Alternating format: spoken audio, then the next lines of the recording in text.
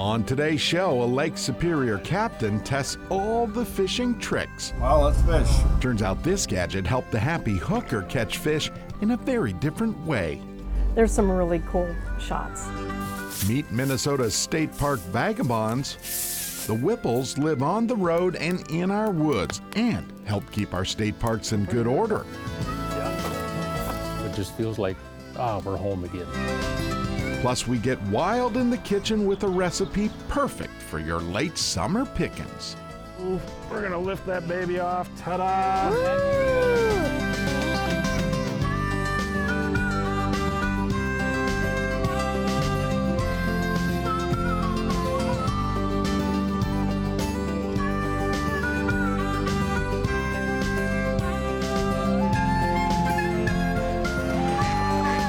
Minnesota Bound.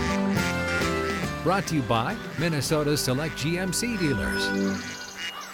Hi everybody, Bill and I welcome you to Minnesota Bound. You know, all great guides constantly search for that one thing that might help their fishing clients catch more fish. A captain of a Duluth charter found a very visual fishing gadget that completely changed the way he catches fish. Even if it didn't have a pro, I broke one off. Duluth's daily dock starts well before sunrise. Right channel, like where the fish are. Oh. Even so, a good fishing guide never gives away his secrets. I'm wired. I've got a mic. This is being recorded, so. Captain Peter Dahl makes sure of that. I think the fish should be closer in. Peter and fellow family members own the Hookers. Happy Hooker, a Hooker 2, and Hooker 4. Happy Hooker is a charter company dedicated to making fishermen happy hookers. Every morning, Hey, go to 11. 4 happy hookers hit Lake Superior. Well, let's fish. A Lake Superior legacy started more than 30 years ago by Peter's dad and his uncle. We'd come for the captain. See, it seems his fishing routine became anything but routine. I always get a smile the first time we do that. See what I mean? Peter, he's like one of the best on the lake. Yep, for sure. All right, nice job. I don't feel bad when I catch less fish than him. I guess his voodoo works. Chunks out of the box. But here's the thing. That's my girl. Guests take so many fish pictures. Captain Dahl figured it might be time for a new hobby. It's a water wolf camera. Or at least a new view. See if we can get a fish on it. I've kind of had a wish or a dream to see what was going on underwater. So he tied on a lure and also tied on an underwater camera.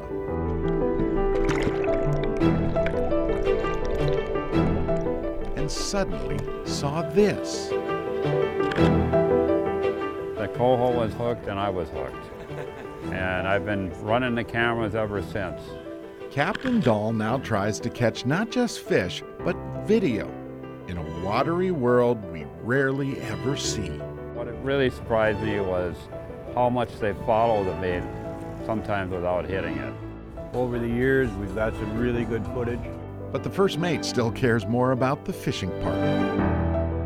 I just wish we'd catch a fish on that line, that's all. Yeah. Maybe I can talk him into changing the lure or something. Don't count on it. As long as fish come to the camera for a Great Lakes cameo, this captain will keep clicking videos. Well, I like to think that it improves my fishing, but it's hard to measure that. It's unbelievable watching the fish come up. No doubt pictures and video tell the story. He comes home and edits it, and then, yeah, there's some really cool shots. That's cool, it's really cool.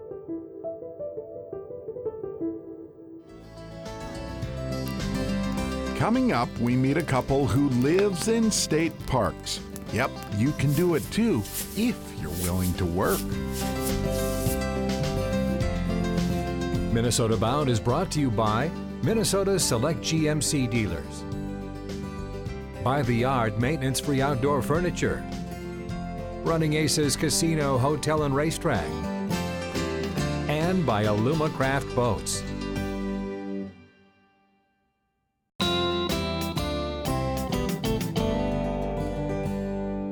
Up next, a state park story that might make you a little bit jealous. Imagine retiring early and leaving the rat race behind to live in camps. Well, one Minnesota couple did just that. It's a big win for our state parks. If life is an adventure, Base Camp might be campsite number 50. You ready? I'm ready. A temporary but home sweet home to Father Hennepin State Park's two biggest fans. And every time we come up here, it just feels like, we're home again. Jeannie and Dwayne Whipple keep a close eye on the park. Really clean down here. Just a campground host. And just do PR for the park, and then whatever jobs they assign you, each park is different. Looking pretty good down there. Yeah. Hosts are helpful, but they're our information source in the summertime. For the parks I manage, the biggest thing is I want them to be available to the campers. Yep, and these guys are all a group, and they're all gone four-wheeling for the weekend. Turns out park execs got more than they bargained for when the Whipples signed up. Yep, nothing wrong with working.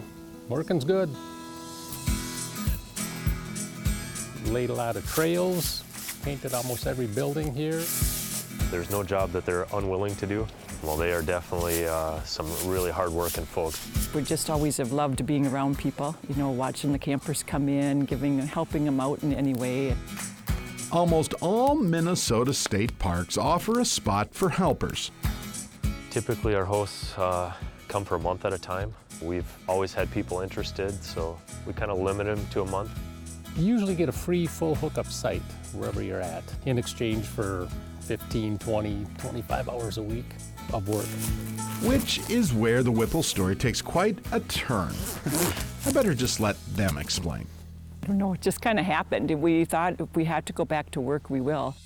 The Whipples retired, sold darn near everything, including the house, and turned summer camp into all 4 seasons.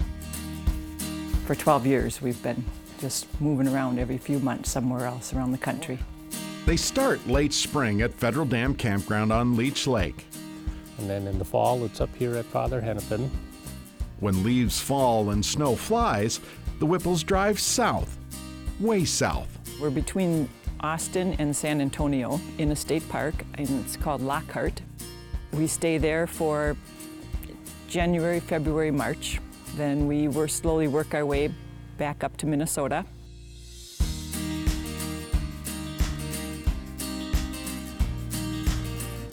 The biggest thing is, what'd you do, win the lottery? I said, no, we never won the lottery. Just work hard and save your money and live simple. We just really enjoy it. Just volunteer, stay free, live free, no tax, no utilities. Very simple. Just a few crawfish. To self-proclaimed volunteer vagabonds. This is a great lifestyle. Literally, no baggage, no stress. A lot of times we stay at the same park for 3-4 years or so, and then we like to try to find something a little bit different, do something a little different. But when you work this hard, seems no one wants you to go. Yes. Sometimes people have said that, we're taking your tires off. You're not leaving. You have to stay here. Somebody that's really willing to work hard, like both Dwayne and Jeannie are just invaluable. It's like having an extra couple of staff members. It's funny where life takes you. People who retire so they can work. Oh yeah, we have no intentions of quitting anytime soon. More the merrier. Still ahead, we get wild in the kitchen with sweet late summer treats. Ta-da! And later, a Minnesota-bound classic all about one man's fishing buddy. Can you trade that? Closed captioning is brought to you by Maple Grove Lock and Safe, your premier Liberty safe dealer.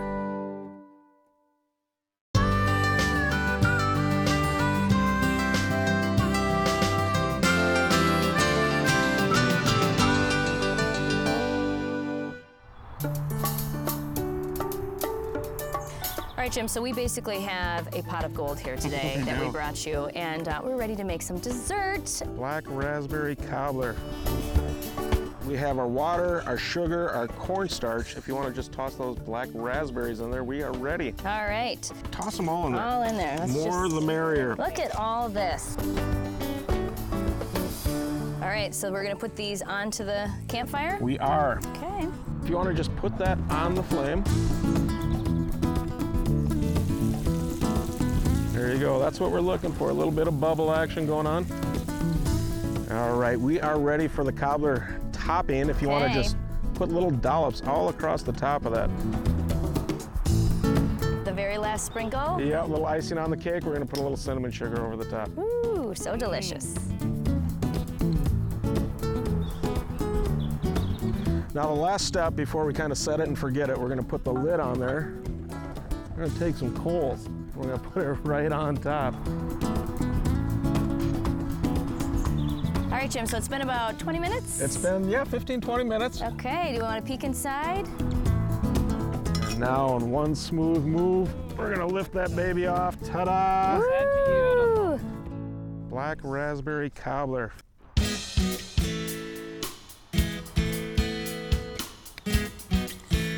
So delicious, and if you too want to get out in the woods and find yourself some wild black raspberries, try something new and creative around the campfire with a wild black raspberry cobbler. Nice work, guys. You too, thanks.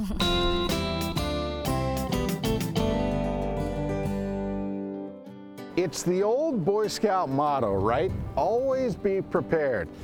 In my truck, I have a gear list. Stuff that goes with me every time I go into the woods. I want to show you what's on my list. I keep it up top, tucked away in my Lear locker. And as you can see, there's a lot of stuff in here, but it's all got a reason to be. Down here, I keep a couple of tow straps. If you're out in the field during the winter months chasing pheasants, you know why you have these along. I keep a first aid kit just in case something happens. I also keep a ton of ratchet straps. By the way, I store them using zip ties. See how neat and clean those are? You got trailer accessories for cold weather in case you'd ever get stuck or have the truck shut down. I've got blankets. I keep mittens, hats, even a set of jumper cables. And for those dirty jobs, I keep a tarpon back. Of course, it helps you get things cleaned up. Yeah, the guys at Radco say this is an important one. Always keep toilet paper with you. Plus, a little toolkit and a headlamp for those dark nights. Just get your storage together and have gear ready, and it's always there. I love having my gear ready in the Lear locker. The other thing I like about that unit, you can lock up your valuables. If somebody ever looks in your truck, they can't even tell something's inside. And worst case scenario, if someone ever breaks in, they have to get through 2 sets of locks. Have your gear, have it ready in your truck. Be prepared. It's like you're a Boy Scout. Straight ahead, the tale of Bear, a real Minnesota-bound classic. Hey, Bear. Minnesota Bound is brought to you by Connecticut, Adams Pest Control, Rave Sports, your local carrier dealer, and by Totem Resorts, the premier destination for world-class fishing.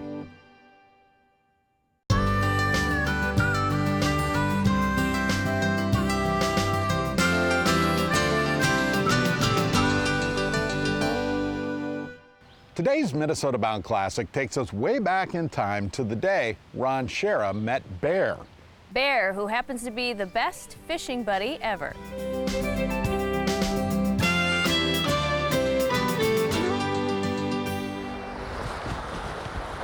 We're going with your dad today, bud. You're going with your dad.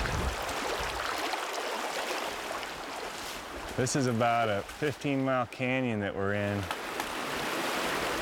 Just loaded with brown trout, and it's got a few brook trout in it too. Small brown. Come here, bud. It's your lucky day. Beautiful little brownie. You see they got the big dark spots with little red, pinkish red circles there on the mid-body and the yellow underbelly. Meet John Hart. There's a pretty little blue-winged olive. Avocation, fly fishing. Little cool body with a split tail. Occupation, fishing guide. Guiding's a great profession. It just requires a lot of patience, but yeah, I love being up here. And it beats sitting in the office. When it comes to fly fishing, to seeking trout in the snowmelt waters of Colorado's high country, it's fair to say John Harp is as diehard as they come. Oh, he came back 6 foot for that. Really diehard. You get powder all over this and it takes all the moisture back out and it floats like a cork when you're done. It's just great stuff. But wait just a minute. John has a fishing buddy who's pretty diehard too. Hey, sounds like my dog. Meet Bear. Hey, Bear. Occupation retrieving dog, avocation fishing dog. Bear, come on, bud. Come on, where's the fish? Hey, where's those fish? Huh? A chocolate lab, Bear has had a nose for trout for 9 years now. When I first started fishing with him, I realized he would watch for the trout to rise, and I didn't. At first, I just thought, nah, he's not doing that. But then I realized he studies the water just like you do, waiting for a trout to rise. And if he sees one rise, he just gets frantic, and he does expect you to catch him, though, for sure, no doubt. Oh, bud. That's about a size 12 right there. And I think that yellow body makes it a lot better fly on bright days. You can see him, he's just waiting for a trout to rise, wondering why I'm not catching him. Bear never says much, he just fishes. John does all the talking. Gotta be somebody home on that edge. Bear, did you spook them, bud? Did you spook these fish? Okay, so there's no such thing as the perfect fishing buddy. I think you did. He listens pretty good. Every once in a while, he'll get a little carried away with himself. As you can see, he's just got way too much energy. I ran him about 6 miles on the way in here to try to wear him out a little bit, but that's impossible.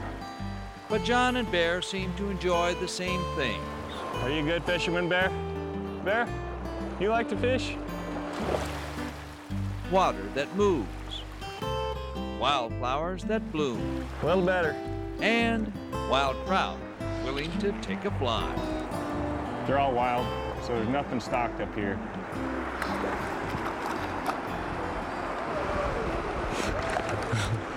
Old Bear's a little fired up about that, isn't he? Oh, gosh. And you want to release these fish in slow water. There you go, beauty.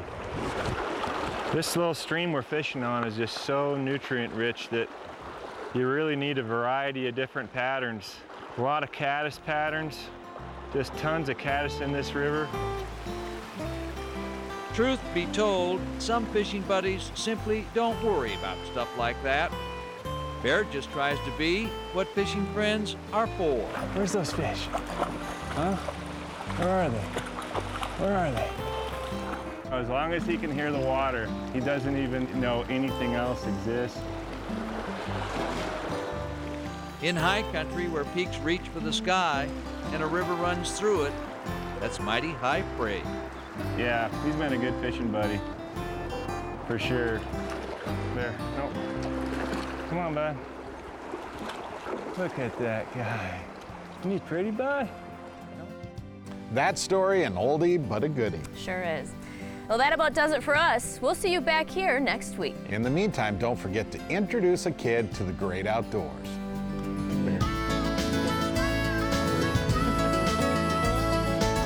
Transportation provided by Premier Transportation. Call 1-800-899-7433.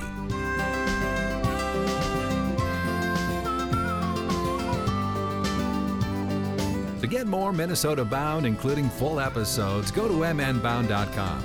And to follow our latest adventures, like us on Facebook.